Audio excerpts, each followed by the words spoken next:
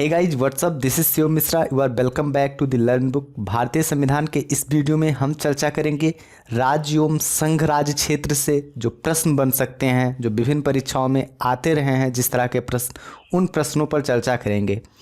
हमने इससे जो कंटेंट वाला पार्ट बन सकता है उसको पहले ही रिकॉर्ड कर रखा है, तो जो कंटेंट वाले वीडियोज़ हैं भारतीय संविधान के, वो आपको डिस्क्रिप्शन बॉक्स में मिल जाएंगे।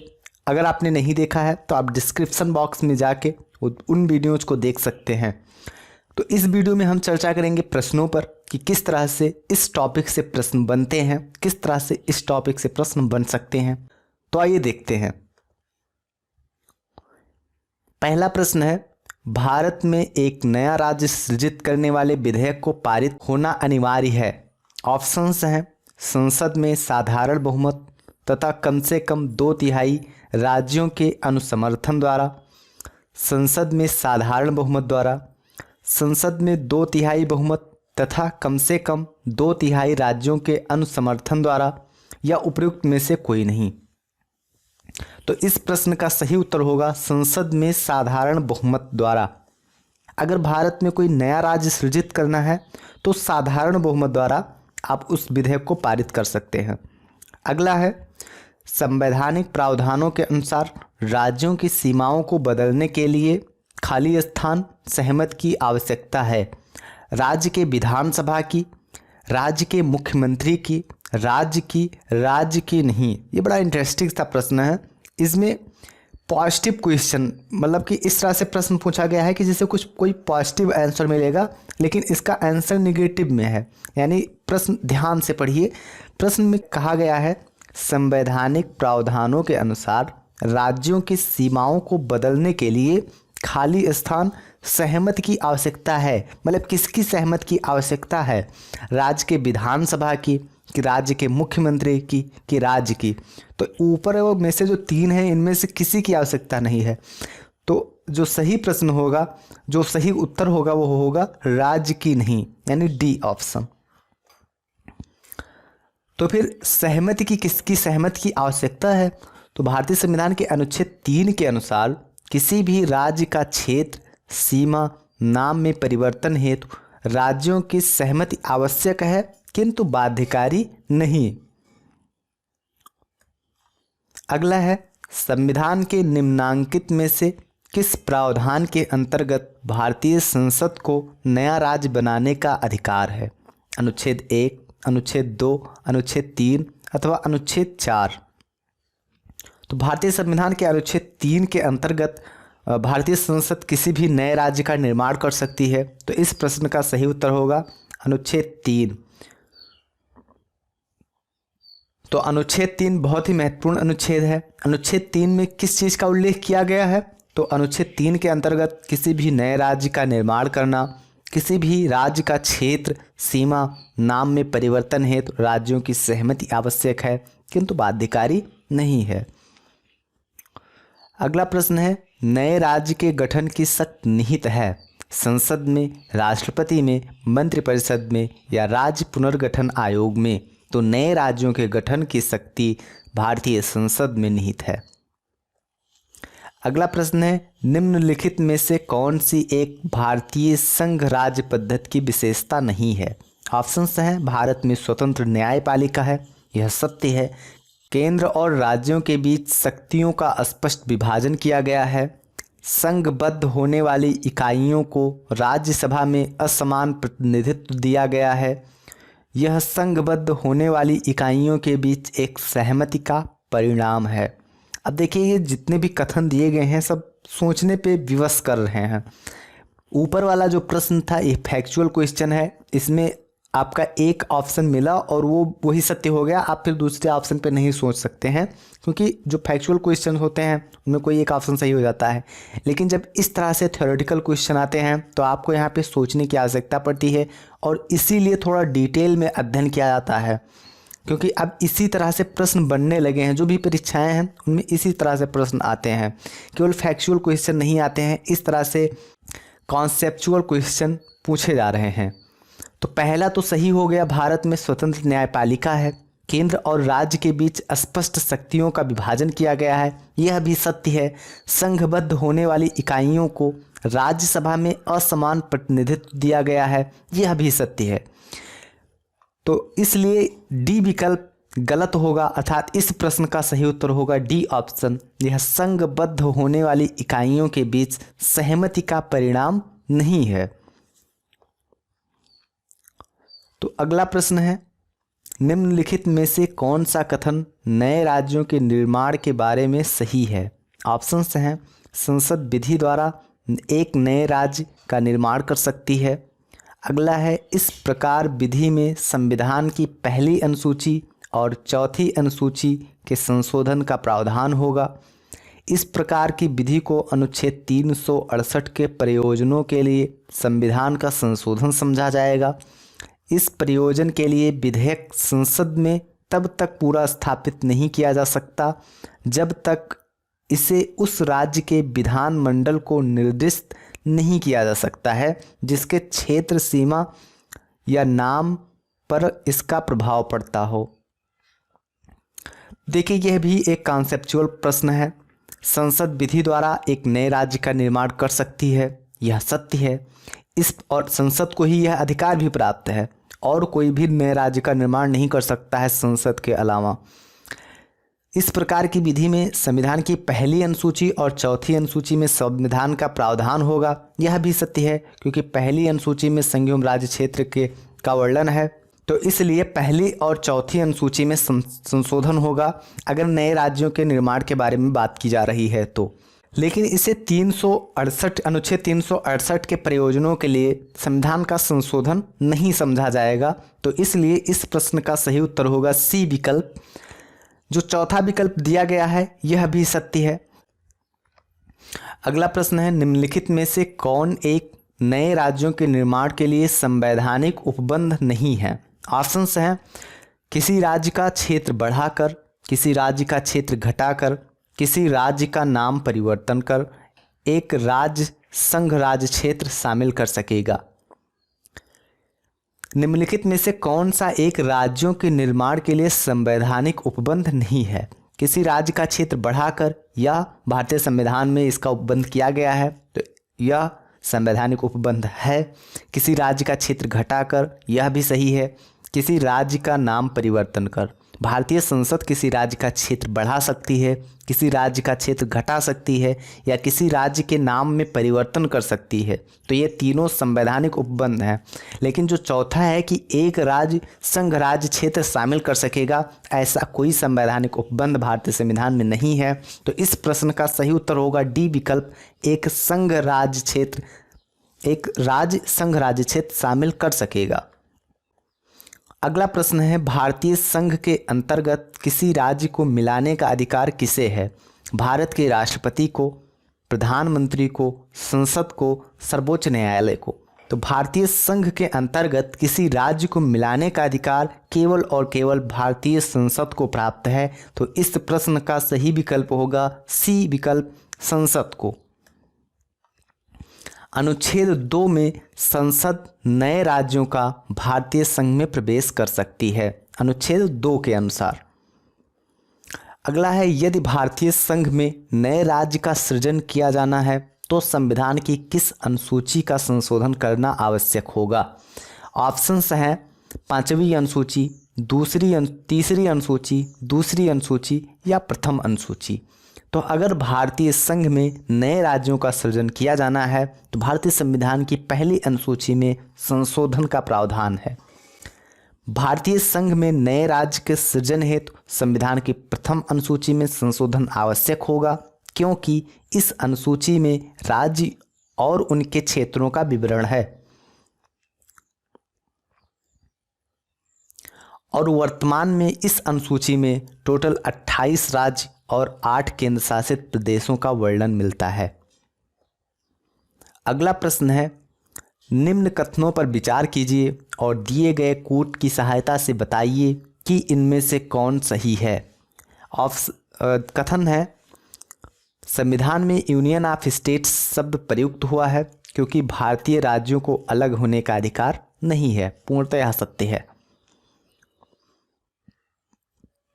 यस्केधर आयोग ने राज्यों के पुनर्गठन हेतु भाषा के आधार की अपेक्षा प्रशासनिक सुविधा को वरीयता दी थी। यह भी सही है। यस्केधर आयोग भाषा से संबंधित है और इसने राज्यों के पुनर्गठन को भाषा का आधार नहीं माना था, बल्कि इसने जोर दिया था कि प्रशासनिक सुविधा को आधार माना जाए।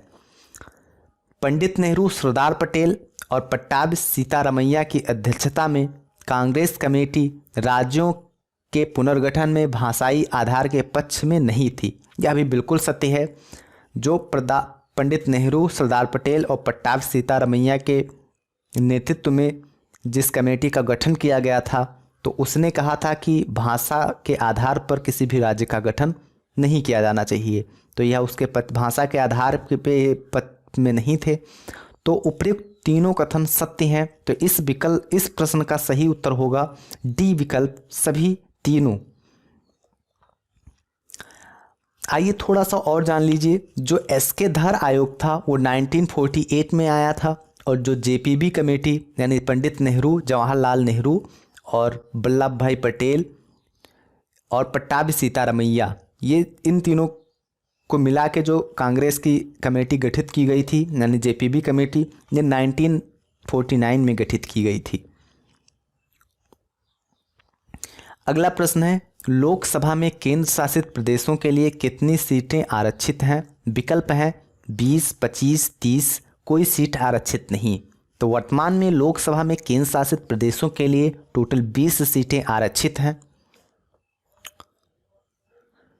लोकसभा के लिए अधिकतम 530 सदस्य राज्यों के निर्वाचन क्षेत्रों से तथा अधिकतम 20 सदस्य केंद्र शासित प्रदेशों से निर्वाचित हो सकते हैं। और जो ये 20 सदस्य केंद्र शासित प्रदेशों से निर्वाचित हो सकते हैं, वर्तमान में लोकसभा में इनकी सीटों की संख्या 19 है। मैक्सिमम 20 हो सकते हैं निर्वाचित। और जो ये 19 संख्या है लोकसभा में संघराज्य क्षेत्रों से जो निर्वाचित होकर लोग आए हैं, अलग अलग संघराज्य क्षेत्रों से कितनी सीटें हैं थोड़ा आइए डिटेल में देख लेते हैं। दिल्ली से 7, अंडमान निकोबार से 1, चंडीगढ़ से 1, दादरा और नगर हवेली तथा दमन और दीव से 2, लक्षद्वीप से 1, पुदुचेरी से 1, जम्मू एवं कश्मीर से 5 तथा लद्दाख से 1। जबकि राज्यसभा में यह संख्या 8 है। 8 किस तरह से है? दिल्ली से 3 सीटें हैं, पुदुचेरी से 1, जम्मू एवं कश्मीर से 4। तो राज्यसभा में यह संख्या 8 है, लोकसभा में यही संख्या 20 है। अगला प्रश्न है, राज्य पुनर्गठन आयोग ने 1 नवंबर 1956 को कितने राज्य तथा कितने संघ राज्य क्षेत्र बनाए थे? तो राज्य पुनर्गठन आयोग ने 1 नवंबर 1956 को टोटल 14 राज्य और 6 संघ राज्य क्षेत्र बनाए थे। इस प्रश्न का सही उत्तर होगा ए विकल्प, 14 राज्य तथा 6 संघ राज्य। स्वतंत्रता के पश्चात नए राज्यों के निर्माण के लिए फजल अली की अध्यक्षता में एक राज्य पुनर्गठन आयोग का गठन हुआ, जिसकी सिफारिश के आधार पर 14 राज्य एवं 6 संघ राज्य क्षेत्र स्थापित किए गए। अब ये जो राज्य पुनर्गठन आयोग, जितने भी राज्य पुनर्गठन आयोग आए हैं, ये बेहद महत्वपूर्ण हैं, इनसे प्रश्न बनते रहे हैं। तो डिस्क्रिप्शन बॉक्स में जो कंटेंट वाली वीडियो की लिंक दी गई है, आप उसे देख लेंगे तो ये सारी चीज़ें समझ पाएंगे और इस तरह के प्रश्नों को करने में सुविधा होगी। अगला प्रश्न है, भारत में कितने संघ शासित प्रदेश हैं? वर्तमान में भारत में टोटल 8 संघ शासित प्रदेश हैं। तो वर्तमान में राज्यों की संख्या 28 है और संघ राज्य क्षेत्रों की संख्या 8 है। अगला प्रश्न है, उत्तराखंड राज्य की स्थापना हुई वर्ष 1999 में, वर्ष 2000 में, वर्ष 2001 में या वर्ष 2002 में? तो उत्तराखंड राज्य की स्थापना उत्तर प्रदेश राज्य से अलग करके वर्ष 2000 में की गई थी। तो इस प्रश्न का सही उत्तर होगा बी ऑप्शन, वर्ष 2000 में। कभी कभी डेट भी पूछा जाता रहा है। उत्तराखंड की स्थापना 9 नवंबर 2000 को की गई थी। अगला प्रश्न है, भारत के निम्नलिखित राज्यों के बनाने के सही कालानुक्रम की पहचान नीचे दिए गए कूट से कीजिए। आंध्र प्रदेश, हिमाचल प्रदेश, हरियाणा और सिक्किम। इसमें बताना है मतलब इसमें कालानुक्रम के अनुसार सेट करना है कि सबसे पहले किस राज्य का गठन हुआ, उसके बाद में किसका, फिर उसके बाद में किसका। तो आइए देखते हैं। सबसे पहले आंध्र प्रदेश का गठन हुआ है 1953 में, यानी पहला जो कथन दिया गया है वो सबसे पहले होगा। फिर हिमाचल प्रदेश का गठन किया गया है 1971 में, हरियाणा का 1966 में, सिक्किम का 1975 में। तो आंध्र प्रदेश के बाद में हरियाणा का गठन हुआ है 1966 में, यानी कि आंध्र प्रदेश, इसके बाद में 3 हरियाणा होगा। तो बी विकल्प में ऐसा है, तो यही बी विकल्प सही होगा।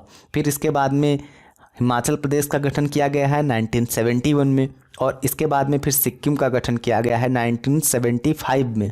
कभी कभी केवल सिक्किम का ही पूछा जाता रहा है कि सिक्किम का गठन कब किया गया है, तो सिक्किम का गठन 1975 में किया गया है। 35वें संविधान संशोधन द्वारा इसे भारत का सहायक राज्य का दर्जा मिला था, और 36वें संविधान संशोधन द्वारा इसे भारत में शामिल किया गया पूर्णतया। तो ये जो सिक्किम राज्य है बहुत ही महत्वपूर्ण है। कभी कभी वर्ष भी पूछे जाते हैं कि किस वर्ष शामिल किया गया, 1975 में। किन संशोधनों द्वारा शामिल किया गया, तो वो भी मैंने आपको बता दिया। आगे बढ़ते हैं। अगला प्रश्न है, निम्न राज्यों के निर्माण का सही आरोही क्रम है। आरोही मतलब बढ़ते हुए क्रम में, कि सबसे पहले कौन सा हुआ, फिर उसके बाद में कौन सा हुआ। तो देखिए, नागालैंड का गठन 1963 में हुआ है, मेघालय का गठन 1972 में हुआ है, सिक्किम का गठन 1975 में हुआ है, अरुणाचल प्रदेश का गठन 1987 में हुआ है। तो ये देखिए, बढ़ते क्रम में ही ये लिस्ट लिखी हुई है, यानी इसी लिस्ट को इस तरह से लिख दिया जाए तो सबसे पहले होगा नागालैंड, फिर मेघालय, फिर सिक्किम, फिर अरुणाचल प्रदेश। तो देखिए, पहले विकल्प में ऐसा मिल रहा है कि नागालैंड का गठन 1963 में, फिर इसके बाद मेघालय का गठन 1972 में, फिर सिक्किम का गठन 1975 में, फिर अरुणाचल प्रदेश का गठन 1987 में। तो इस प्रश्न का ए ऑप्शन सही होगा। अगला प्रश्न है, निम्नलिखित राज्यों के निर्माण का सही अवरोही क्रम है, मतलब घटते हुए क्रम में, कि सबसे बाद में कौन सा हुआ, फिर उसके पहले कौन सा हुआ था, फिर उसके पहले कौन सा हुआ था, इस तरह से सेट करना है। 3 राज्य दिए गए हैं, महाराष्ट्र, राजस्थान और हरियाणा। इन तीनों के अगर आपको वर्ष याद हैं कि किस वर्ष इनका गठन हुआ था, तो ये प्रश्न आप सही कर ले जाएंगे। तो राजस्थान का गठन 1956 में हुआ था, महाराष्ट्र का गठन 1960 में हुआ था, और हरियाणा का गठन 1966 में हुआ था। अब इसे अवरोही क्रम में सेट करना है, अवरोही मतलब घटते हुए क्रम में।